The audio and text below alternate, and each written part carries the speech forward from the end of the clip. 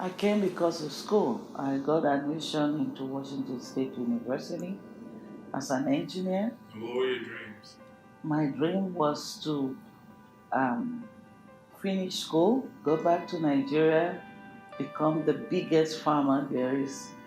I studied agricultural irrigation. I studied poultry science, animal sciences, and general agriculture.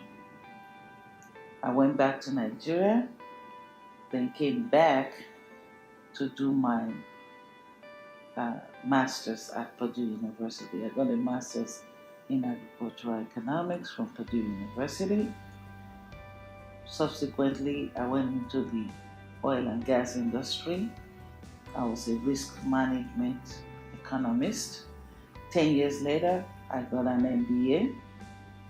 I worked for Shell, I worked for Enron, I worked for PG&E, Brazos Electric, and several other companies, Nico Gas. It is in the process of being a consultant that I was hungry for my African stew. It was nowhere to be found. I used to cook my stew, put it in Ziploc bags, but at the airport they would just throw it out. So it came to me that there's got to be a better way. We have to be able to find authentic tasting African food in the grocery stores. That's what led me to producing Esther's Ready Stew. You know, when you work for somebody else, there's always restructure. You don't have control over anything. As a risk manager, as a strategic planner, I felt like I needed to spend the time and energy to develop this business. And so it was difficult, but I needed to see the long-term benefit of producing products that we can be proud of in the United States and all over the world.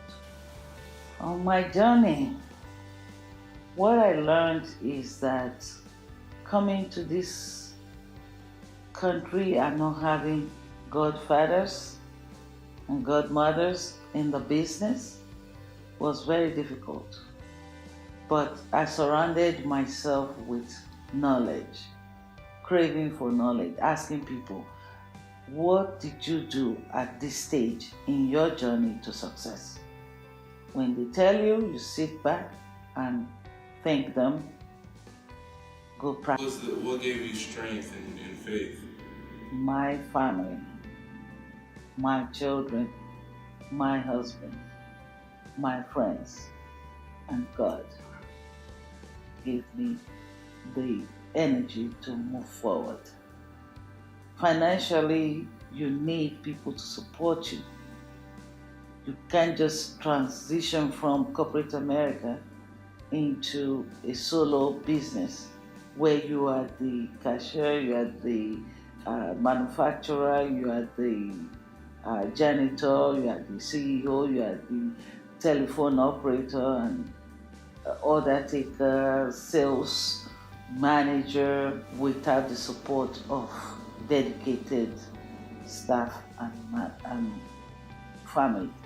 So I want to give credit to everybody that supported me from the beginning. Well, I would say find a mentor.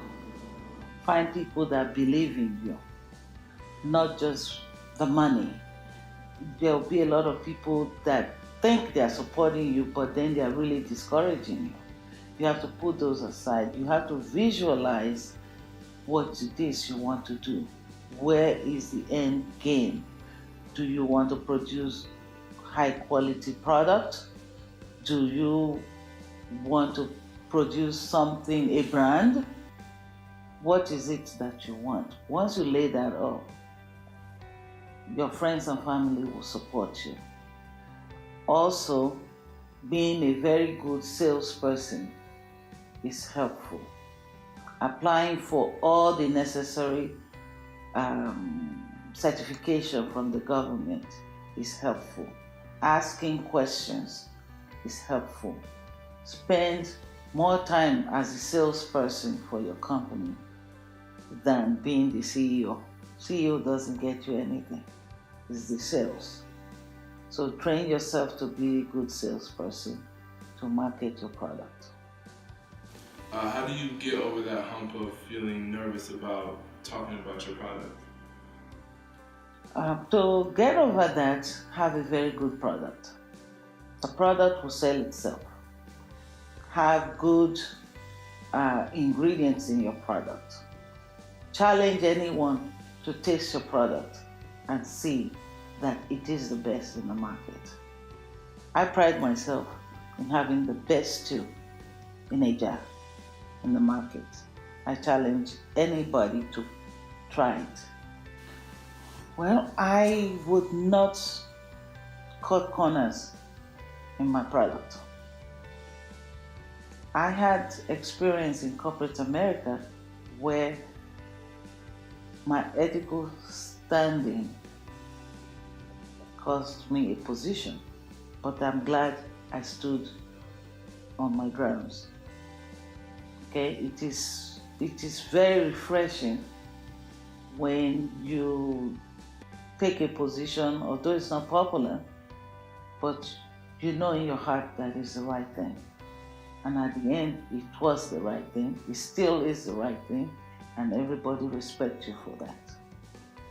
So that has helped me in everything I do. Same thing with the manufacturer I talked about. I don't want to cut corners. Use the ingredients that I've requested. I don't care what the price is, it needs to taste authentic the way I eat it in my house. What I'm selling now is what I eat in my own house.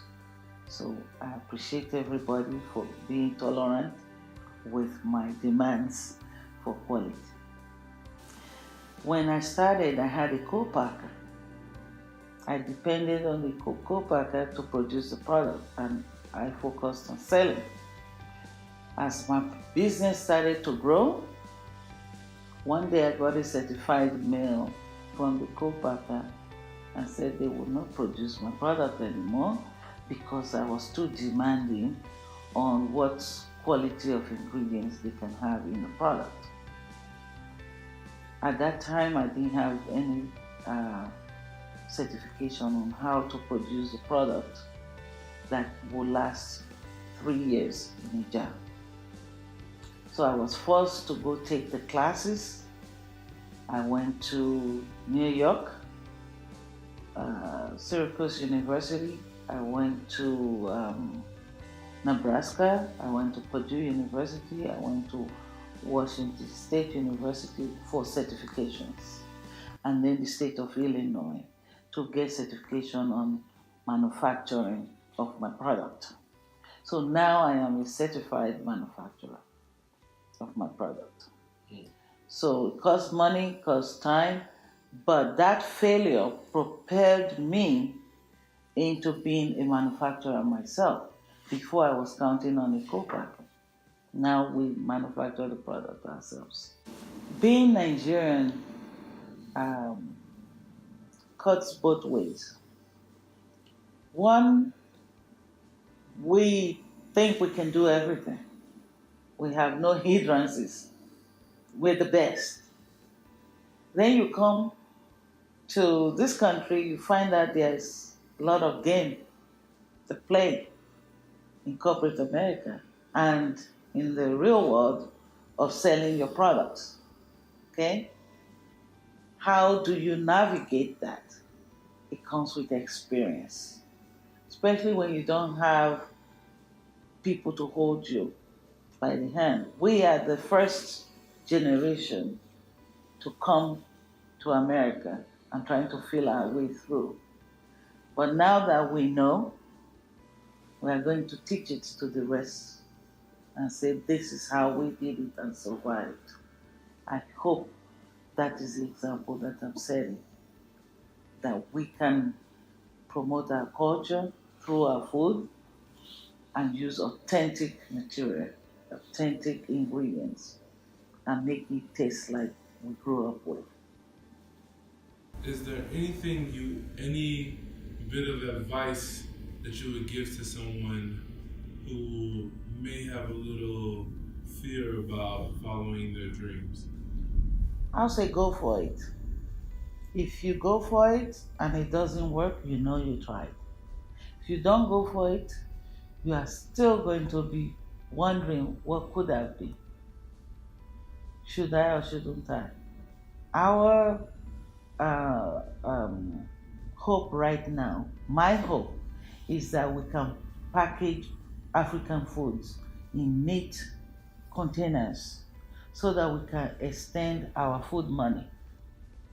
If we are able to preserve our meals, we will be able to feed our children for longer periods of time. So we will be going back to Africa to also show people how to make different soups in different containers, prepare our food so that the whole world will enjoy African meals.